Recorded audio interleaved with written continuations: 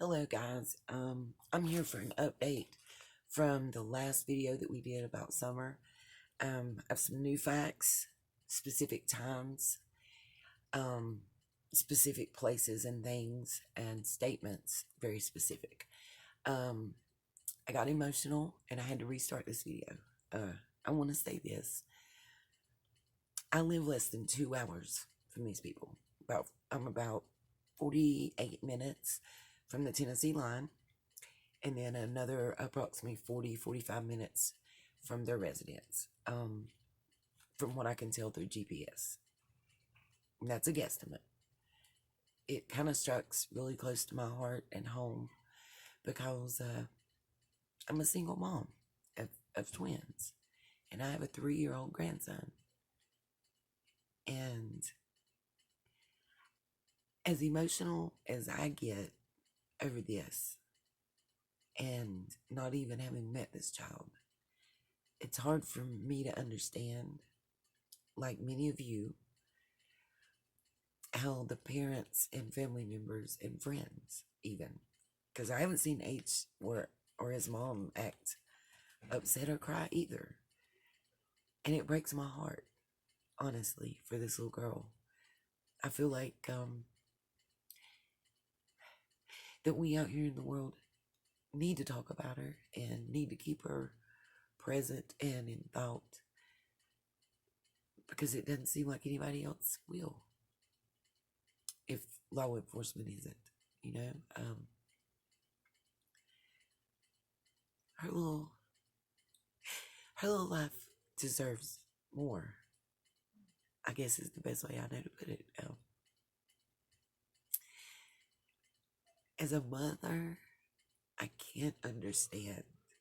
Look, I was raised that you don't cry in front of people. You don't do it because that's a sign of weakness, and you don't let people see your weakness. But that being said, I haven't seen any anger. I haven't seen any type of emotion. It's all just deadpan like this with every one of them. And I don't understand that at all. At all. I'm like perplexed.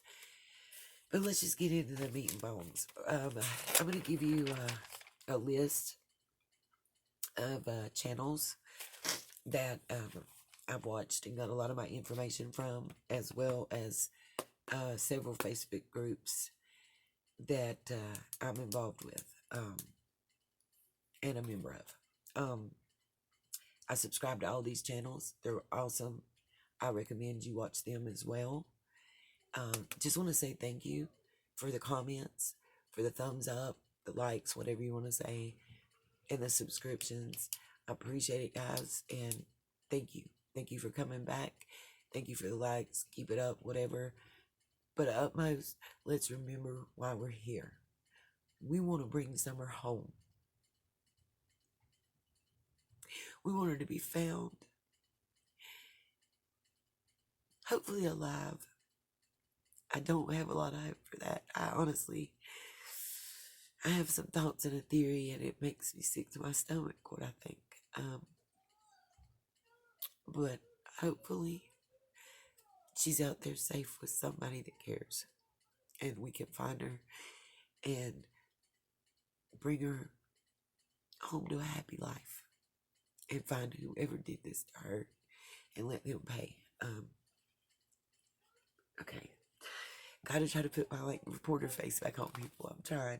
This is not easy by any means. I just feel like we have to keep this relevant in everybody's face and on their minds, so she's not forgotten. I wouldn't want my grandchild to be forgotten. I'll march up and down every street with a sign, knocking on people's doors. I don't understand a lot. Why are y'all not passing out the flyers? Why are they still sitting there? Y'all got cars. We don't have public transportation here, but I'm gonna tell you right now, you would see. I just don't understand it. I don't. I digress. That's my personal opinion. I'm trying my best until I get to the part that's opinion based, not to put it out there. Police off the cuff. These are all YouTube channels. Police Off the Cuff, great channel, great insights. All ex-detectives, recommend it highly. Chasing Truth, I love her. She's a lady in North Carolina, similar to me. Just putting the dots together. We got dots. We drawing lines from one to the other. You know, 2 and 2 is gonna always be 4. It'll never be 3 or 5, and that's what we're trying to do. But I absolutely love her. She's factual. She's matter of fact. She does have a heart. She is feeling, and she's just great all around. I can't say enough. That's one of my favorites. Duty Ron, he is also an ex-detective. He's often on Police Off the Cuff when they have a panel. True Crime Rocket Science, another awesome channel. He often covers situations similar to Summers. Highly recommend it. He's very methodical, very factual. Not a whole lot of opinion-based stuff there. The Behavior Panel, I love them, but in this case, I kind of got a little bone to pick.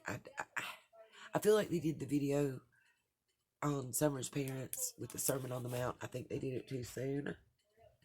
I think you can even tell when they're discussing it, because a lot of them are ex-police officers. They work with commercial industries, with the military, law enforcement, and I really think because this is an ongoing investigation that they couldn't truly give their opinions, and I think they held back a lot. I think once there's an arrest made or statement made to whatever effect, that they would be able to do a better review. I honestly believe they just jumped the gun and did it too soon because that's what viewers wanted. The body language guy, he had a lot of insight on this, and he said more than what the behavior panel did. Love watching him. He's great. Then J is for Justice is another one. And then Unmasked. These ladies are awesome. They've gotten some great interviews with Allie, Mary, Dawn's sister, I believe, Trish, the stepsister. Really, really informative information. These ladies are great. I love watching them. The Facebook, I'm a member of the TBI page, so I get all of their updates and everything going on from them. Got their advertisements. They're hiring if you're looking. I'm a member of 3 different Facebook groups that are Summer Wells missing, bring Summer Wells home, praying for Summer Wells, where I get to see all Dawn's posts and comments, and I have firsthand seen the stepsisters post and comments with my own 2 eyes. That being said, most of those quoted pages and channels are where I've got a lot of my information that I have, as well as some of my own research and digging, because a lot of things are public record. And we'll get into that. Like, some things that are public record, but right now aren't being public record, and I'll explain why. And I put the specs on here for a little bit. I gotta do some reading. Apologize. I hate how I look with my glasses on, but bear with me, folks. When Chris and Candace, this was something that was addressed. It was a comment on my last video from one of my new subscribers. Thank you so very much. You know who you are as soon as I read this comment. And you had stated that the dogs didn't put up that much of a fuss and bark for that long when Chris and Candace arrived. So I went back to the interview room and ran a timer. When Chris and Candace arrived at the home, the family home, the dogs can be heard barking for 1 minute and 23 seconds. I rounded down it's 1 minute 23 seconds, and the ticker had a few, but I just went with the lower end. 1 minute and 23 seconds before they stopped barking. And that's with Candace there. talking and walking with Chris. And his dog was still in his vehicle, if his dog was there. It didn't get out and run around, none of that. So I'm not sure that that was his dog that people have said. Now, it may have been in his vehicle, but if it was, his dog did not get out of the vehicle. And one question, where was Summer's dog? Nobody can answer that. Where's Summer's puppy that she's pictured with several times on their Facebook pages? I didn't see it. It wasn't addressed. This is Summer's dog. That mom picked up that cat that was the boy's cat. I get it. The boys had just been took, and she's going through that, and that's fresh. I get it. I get it. But you know where those kids are. You don't know where your daughter's at. Where's her dog? It just struck me as strange, and it's my opinion on that. That's totally my opinion as a parent, as a mother. The next point, a fact. The 911 call was placed approximately at 6:30 p.m. Allegedly. There is documented proof of that stated by TBI, but we're going to go with allegedly and approximately because they did not give an exact time. And they would give an exact time down to seconds.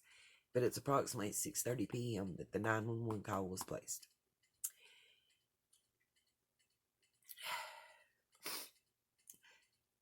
Dawn was called by Candace at approximately 6:20 p.m. Allegedly. Okay. Dawn told Chris at the interview room that he arrived home at 5:30 p.m. before law enforcement. How did he arrive home an hour before the 911 call was placed? Was this a mistake? And he just, in it being upset, got the times wrong? Possibly. Or is it a Freudian slip of the tongue? Possibly. We don't know. We don't know. I don't know how you could get there an hour before your child was reported missing and 50 minutes before you're supposed to be called and told she was missing. That's all I'm saying. That's a big question mark, okay? Just a big, huge question. And it could have just been a mistake in time. It could have to do with the fact that they are right near the timeline for Central Standard and Eastern. It could just be that. Could be that simple. It really could. But it's a big red flag because, as I understand, he was asked, "Are you sure about the time?" Yeah, approximately. Give or take 15 minutes type thing. Okay. Law enforcement states that they were at the bottom of the driveway and Don had to identify himself to them, law enforcement, to be able to get up the driveway to the house. When he arrived on the scene, law enforcement was at the bottom of the hill. And he had to say, "I'm Don Wells, the missing girl's father, and this is my home," to be able to get up the driveway. That's what law enforcement states, allegedly. Don was working at the Meadows subdivision, okay? From where he was working at Meadows subdivision to the family home, there are 3 possible GPS routes, okay? The first one, and this is going the speed limit of 70 miles per hour on the highway with all of them, and then depending on which road he took, going that speed limit. These are the times. Not speeding, as he stated, speeding like a bullet the entire way. The first route's 45 minutes, the second route's 44 minutes, the last route's 37 minutes, okay? Now, I'm not commenting, just keep it on going because I'm stating facts. That's a fact. He was working at the Meadows subdivision. He does drywalling. I want y'all to remember that. It's going to play a part when I get to the end of the video. If Don drove 75 miles per hour, which is just 5 miles over the speed limit, on the way home, he could have got there in approximately 21 minutes. You know, give or take a minute or two, you know. We'll say 21 minutes. I think it came up 20 minutes and 8 seconds. That would put him getting the call at 6:20 and getting to his house sometime between 6:40, 6:45 p.m. Okay. Which still is only, 10, 15 minutes after the call was placed to law enforcement, because he had a 10-minute head start. But that would have meant that he left at 6:20 as soon as he received the call. Also, you got to think of that. There are 2 different police departments. As I understand, it's the Hawkins County Sheriff's Department that's handling the case. So I first did GPS for them. But there's also the Rogersville Police Department. Now, these are the times I'm going to make, just let me, I digress, state facts, and then I'll tell you about it. Law enforcement was called at approximately 6:30 p.m. From Hawkins County Sheriff's Department to the family home. There's 3 routes.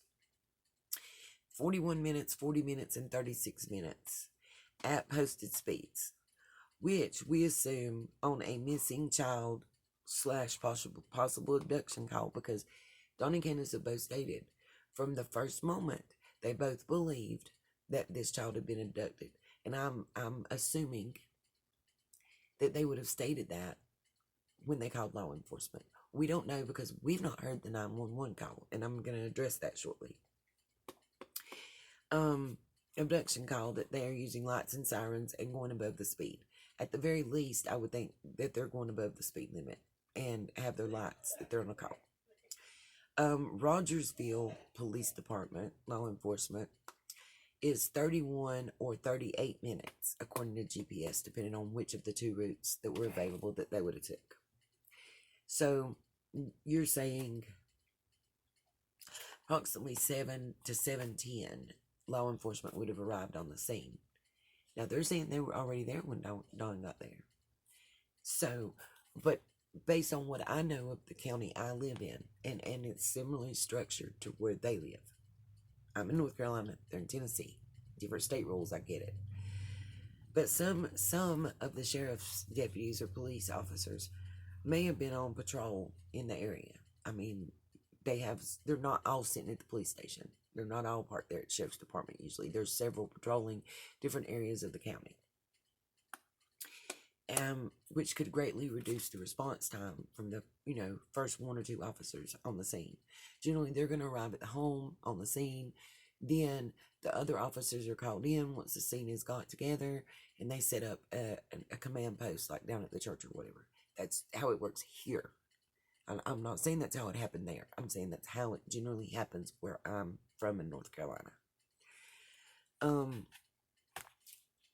They could have been an officer 10 minutes away, 15 minutes away. And then if they're driving with full lights and sirens, even at 36, 40 minutes away, they still could have beaten on there. Because they're not stopping for any lights. The traffic's moving out of their way, and they're coming. They're not doing 55, they're doing 85. I mean, around here, that's how it works. I can't speak for Tennessee. I don't know.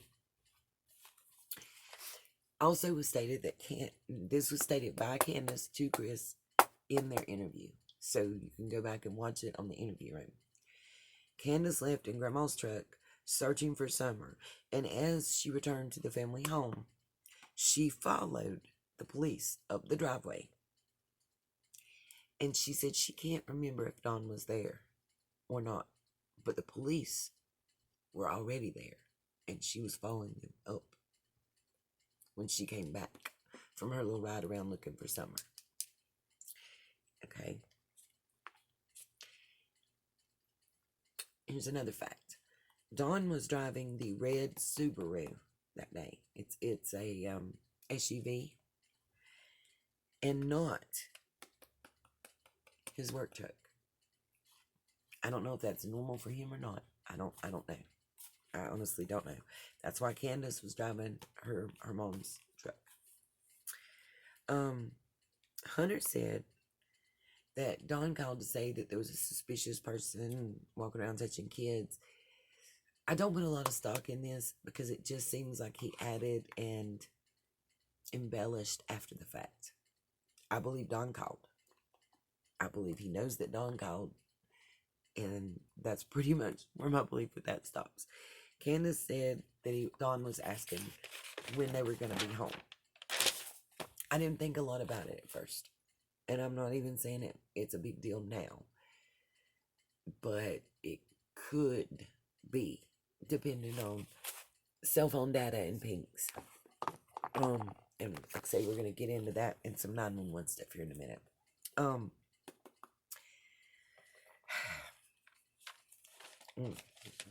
Okay.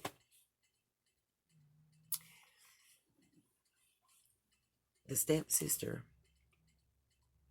says that Dawn abused her. And see, I didn't have full information on some of this, the last video, so I need to get this part out. She says that Dawn abused her from age 5 years old to 12 years old. That's how old the stepsister was. And that Dawn was 12 to 19 years old during that time. There were no charges brought, so he's not been accused or convicted in a court of law. Let me make that clear. So this is alleged, based on her statement. And I'm pretty sure the statute of limitations has run out.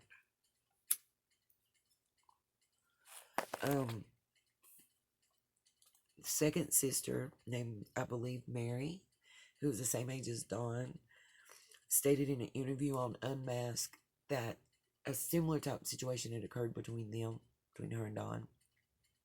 She didn't elaborate on it. I don't think she felt comfortable talking about it. The original stepsister that made the accusations against Dawn also claims that one of her friends was SA'd by Dawn as well. Again, there have been no charges brought against Dawn for this. He has had no convictions. It is all alleged, based on family statements. That's it. Why did Chris emphasize so much importance on Summer's outfit that she was wearing? That was her new outfit for school. Was he saying that they were worried about her going to school because she might tell something, because there wasn't any, even at church, the parents are right there within seeing distance and hearing distance. So chances for her to say something are minimal. I mean, the time spent alone with somebody is no more than an hour. At school, you're going to have 7 hours that you're going to, a day, 5 days a week, that you're going to be around somebody, and things may come out that you don't want to, especially with the pending CPS case, because they said they already had this case that caused the boys to be taken, that it's different. It has nothing to do with Summer. Just remember that. Also, I'm thinking back to childhood when I was going to school. Summer picked out that outfit to wear as her first day of school. So it was a treat back in my day if you got to wear it, because that meant you got to pick out another new outfit to wear. Because you're wearing something you've never worn before on your first day, and you want to look good. It is what it is.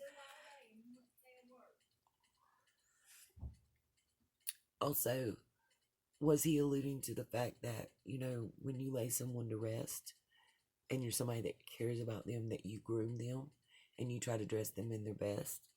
Was that what Chris was alluding to? I don't know. These are questions, my opinions, questions, and thoughts.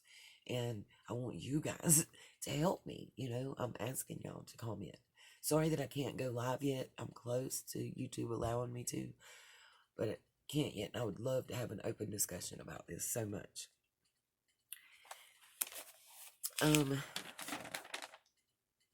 Okay. This is all my opinion from here on out. I'm just stating. I believe an arrest is coming soon. And it's going to be as soon as the phone records come back and the police are done going through pinpointing certain things. I have a couple reasons for that. The 911 calls are usually public record, and I know this because my dad was a dispatcher for the EMS, the 911 around here, so I know a little bit about it. Generally, they're public record. I know several people that have tried to get copies released of the 911 calls by Dawn and Candace, and the police are not allowing it. It's evidence. That's the only way they can hold them from being released after a certain time limit, and the 30 days is up. I think it's 30 days. Again, I'm going by North Carolina law, not Tennessee. Please understand. But generally, they are public record, and you'll find, I mean, there's emergency 911 shows that plays everybody's things. There's people who, comedy routines. Dave Chappelle does a stand-up routine about how he doesn't want to die in this earthquake and make a 911 call and embarrass himself and that be played for all eternity by everybody because it's public record. So why aren't they releasing it? Why won't they let YouTubers or anybody have it? There's evidence. The only way that they can be holding it is that it's evidence in an ongoing criminal investigation. I mean, that it is what it is. When they get through going through those phone records off of all those cell phones, they're going to paint a picture. They're going to have that definitive timeline, and they're going to be able to know if what I suspect is possibly true, at least to a certain extent. I believe Dawn is right. I believe somebody parked at the end of that path. I believe they went through it, and I believe they took Summer. Absolutely. Absolutely.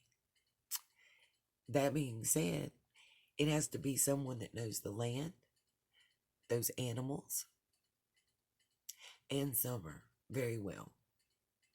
Like a family member or a close friend of the family that's been there more. It's not somebody that's just been there one time. I'm putting it like that. It's somebody that's been there multiple occasions. It has to be. Just based on the topography and the animals and the narrow window of time. How'd they know when she would be home? How'd they know where to look for Summer to be playing? How did they get into the basement from that external door? Or get her to come out of it? I mean, common sense. Again, it's all my opinion, but it's common sense. According to the flyers that law enforcement, the flyers for missing Summer Wells, law enforcement is no longer looking for the red vehicle, that pickup truck with the buckets and stuff. There's an X across the vehicle marked out on the flyers, and it says the vehicle has been ruled out. There's an X across it, and it says ruled out. So they're not looking for that and any information about it anymore. Law enforcement isn't. Just to clear something else up, Mr. Dobbs, the neighbor, was driving a navy blue Ford Explorer. There's been pictures turned into several people, law enforcement included, of what he was driving that day. So that's not relevant. It's part of the reason I guess he's been exonerated. Also, let's see.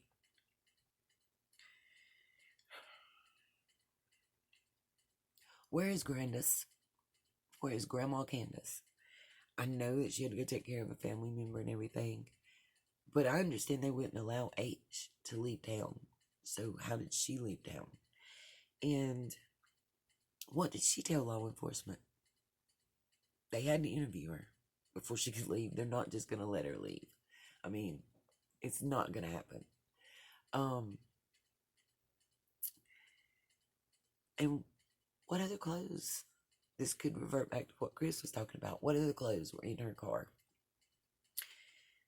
I do believe that law enforcement is letting Candace and Dawn talk, and make statements that can be refuted by them and prove that they're hiding something and lying on purpose. I have a theory about what could have happened, and I am going to make another video and just go over that theory. But guys, keep this girl alive. Keep her in your thoughts, your prayers, and in everybody's minds, so that we don't give up, so that she receives justice and is brought home. We want justice for Summer. We want Summer home safe. Thank you.